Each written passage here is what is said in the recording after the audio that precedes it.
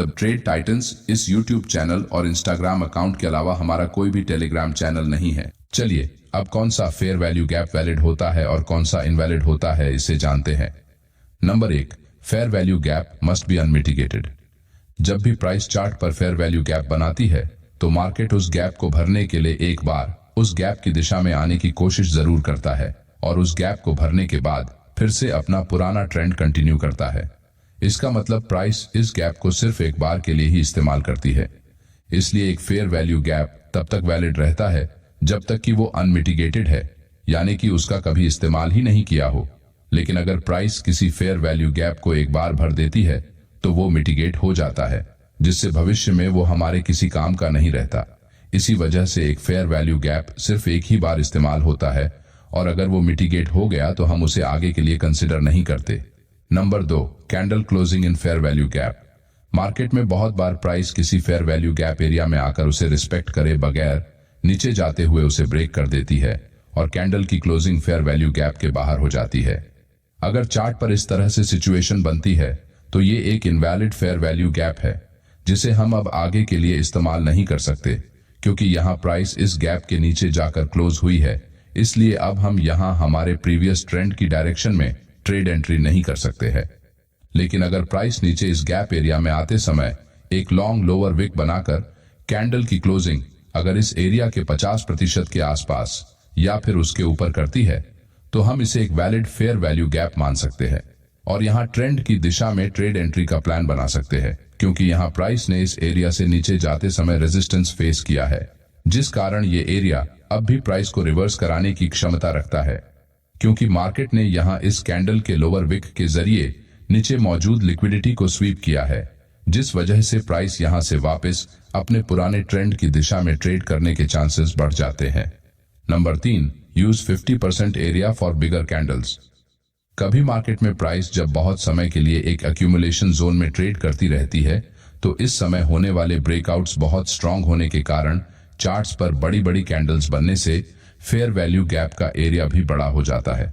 ऐसे सिचुएशंस में आप प्राइस के इस एरिया के निचले हिस्से तक आने का इंतजार नहीं कर सकते, क्योंकि प्राइस बहुत बार फेयर वैल्यू गैप के स्टार्टिंग पॉइंट या फिर 50% एरिया से ही रिवर्स हो जाती है, जिस वजह से आप ट्रेड एंट्री करने से चूक जाते हैं। इसलिए अगर चार्ट पर इस तरह से बहुत बड़ी कैंडल से फेयर वैल्यू गैप बनता है तो आप यहां इस एरिया के स्टार्टिंग पॉइंट या फिर 50% एरिया के पास अपने ट्रेड एंट्री ऑर्डर लगा सकते हैं, जिससे आपका स्टॉप लॉस भी छोटा हो जाएगा, क्योंकि अगर आप इस कैंडल के स्टार्टिंग पॉइंट पर एंट्री करते हैं तो आपको अपना स्टॉप लॉस यहां नीचे लगाना पड़ेगा, जिस कारण स्टॉप लॉस बड़ा बनने से आपका रिस्क टू रिवॉर्ड रेशियो बिगड़ सकता है, क्योंकि ऑप्शन ट्रेडिंग में आपको कम से कम 1 से 2 का टारगेट रखना पड़ता है। इसलिए आप यहां अगर 50% एरिया से ट्रेड एंट्री करते हैं तो आपका स्टॉप लॉस छोटा होने के कारण रिस्क टू रिवॉर्ड रेशियो भी मेंटेन रहेगा। एक बात को ध्यान रखिए, अगर चार्ट पर बुलिश फेयर वैल्यू गैप बनता है तो आपका स्टार्टिंग पॉइंट यहां ऊपर से शुरू होता है, इसलिए यही से आपको ट्रेड एंट्री प्लान करनी है। और अगर चार्ट पर एक बेरिश फेयर वैल्यू गैप बनता है तो आपका स्टार्टिंग पॉइंट यहां नीचे से शुरू होता है, जिससे आप यहां से बेरिश ट्रेड एंट्री को प्लान कर सकते हैं। Number 4, find valid break of structure. जब भी प्राइस चार्ट पर एक वैलिड ब्रेक ऑफ स्ट्रक्चर बनाने के बाद फिर से नीचे आती है तो उस समय फेयर वैल्यू गैप एरिया से सपोर्ट लेकर वापस ऊपर जाने के चांसेस बहुत ज्यादा होते हैं, क्योंकि यहां मार्केट ने इस स्विंग के ब्रेकआउट के बाद यहां इस ब्रेकआउट को देखकर जो रिटेल ट्रेडर्स मार्केट में एंटर हुए थे उनके स्टॉप लॉस ऑलरेडी हिट होने से मार्केट ने उनकी स्टॉप लॉस लिक्विडिटी को नीचे स्वीप किया है। इस वजह से यहां से प्राइस सपोर्ट लेकर फिर से अपने पुराने ट्रेंड को कंटिन्यू कर सकती है। इसलिए अगर चार्ट पर वैलिड ब्रेक ऑफ स्ट्रक्चर बनाने के बाद price fair value gap area में आती है तो ये एक high probability trade entry setup होता है। नंबर 5, वॉच अदर की फैक्टर्स ऑन चार्ट। एक high probability trade entry setup को चार्ट पर खोजने के लिए आपको बहुत सारे ट्रेड एंट्री कॉन्फर्मेशंस को लेना जरूरी होता है, तभी आप मार्केट में ट्रैप होने से खुद को बचा सकेंगे। जैसे कि यहाँ price valid break of structure करने के बाद नीचे आते हुए इस फेयर वैल्यू गैप एरिया के पास आती है। यहाँ सिर्फ एक अकेले फेयर वैल्यू गैप के भरोसे हम रिवर्स ट्रेड एंट्री नहीं कर सकते, लेकिन अगर चार्ट पर इस एरिया के पास कोई प्रीवियस सपोर्ट एरिया मौजूद हो तो यहाँ से प्राइस के रिवर्स होने के चांसेस और भी ज्यादा होते हैं, साथ ही आपको फेयर वैल्यू गैप एरिया में कैंडलस्टिक पैटर्न को भी ध्यान में रखना है। अगर चार्ट पर इस तरह से लॉन्ग लोअर विक के साथ रिजेक्शन कैंडल पर बनती है तो प्राइस एक्शन के हिसाब से ये एक बुलिश सेटअप होता है। इसलिए किसी भी ट्रेड में एंट्री करते समय आपको अलग अलग की फैक्टर्स को कंसीडर करना जरूरी होता है। चलिए अब चार्ट्स पर फेयर वैल्यू गैप के कुछ उदाहरण देखते हैं। ये निफ्टी का 5 मिनट टाइम फ्रेम का चार्ट है, जहां प्राइस एक रेंज में ट्रेड करने के बाद एक स्ट्रॉन्ग बेरिश कैंडल से इस रेंज का नीचे ब्रेक डाउन कर देती है।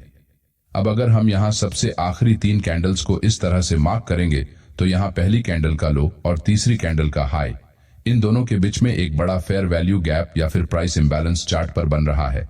इसलिए हम इसे यहां मार्क करेंगे और प्राइस के इस जोन में आने का इंतजार करेंगे।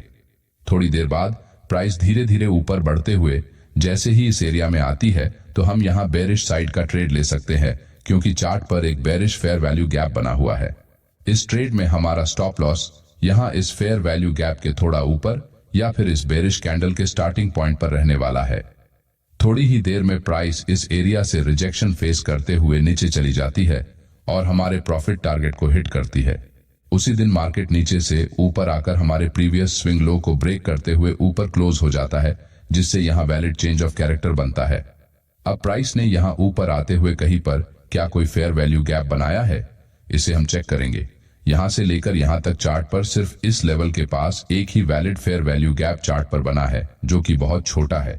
लेकिन बहुत से रिटेल ट्रेडर यहां इस बुलिश कैंडल के पास एक फेयर वैल्यू गैप को ड्रॉ करते हैं, जो कि सरासर गलत है, क्योंकि यहां इस बिग कैंडल के अंदर इन तीनों कैंडल की क्लोजिंग होने के कारण हम इन्हें इनसाइड कैंडल्स मानते हैं, जिस कारण अगर हम इस ग्रीन बुलिश कैंडल के हाई और इस कैंडल के लो एरिया को मार्क करने की कोशिश करेंगे तो यहां कोई भी फेयर वैल्यू गैप चार्ट पर मौजूद नहीं है, इसीलिए हम इसे आगे के लिए कंसिडर नहीं करेंगे। अब हमने जो यहां वैलिड फेयर वैल्यू गैप बनाया है, उसी एरिया के पास मार्केट में एक प्रीवियस रेजिस्टेंस जोन बना हुआ है, जहां से मार्केट नीचे गिरा था। अब ये रेजिस्टेंस एरिया हमारे लिए यहां सपोर्ट का काम कर सकता है। अब क्योंकि हमारा फेयर वैल्यू गैप छोटा है, इसलिए हम यहां लास्ट स्विंग के पास हमारे स्टॉप लॉस को लगाने वाले हैं। थोड़ी ही देर में मार्केट यहां इस तरह से प्राइस एक्शन बनाने के बाद हमारे फेयर वैल्यू गैप एरिया से सपोर्ट लेकर ऊपर निकल जाता है। अगर आप यहां नोटिस करेंगे तो इस रेड कैंडल की लोअर विक ने नीचे की लिक्विडिटी को स्वीप किया है और इस कैंडल की क्लोजिंग हमारे फेयर वैल्यू गैप एरिया में हुई है। इसका मतलब यहां ये एक वैलिड फेयर वैल्यू गैप बना था। इसलिए फेयर वैल्यू गैप के आधार पर ट्रेड एंट्री करने से पहले हमें मार्केट में चल रहे ट्रेंड और प्राइस एक्शन में बन रहे सपोर्ट एंड रेजिस्टेंस लेवल्स का भी इस्तेमाल ट्रेड में एंट्री करते समय करना चाहिए, जिससे आपकी ट्रेड एंट्री फेल होने के चांसेस कम से कम हो सके। अगर आपको हमारा ये वीडियो अच्छा लगा तो वीडियो को लाइक और चैनल को सब्सक्राइब जरूर करें। धन्यवाद।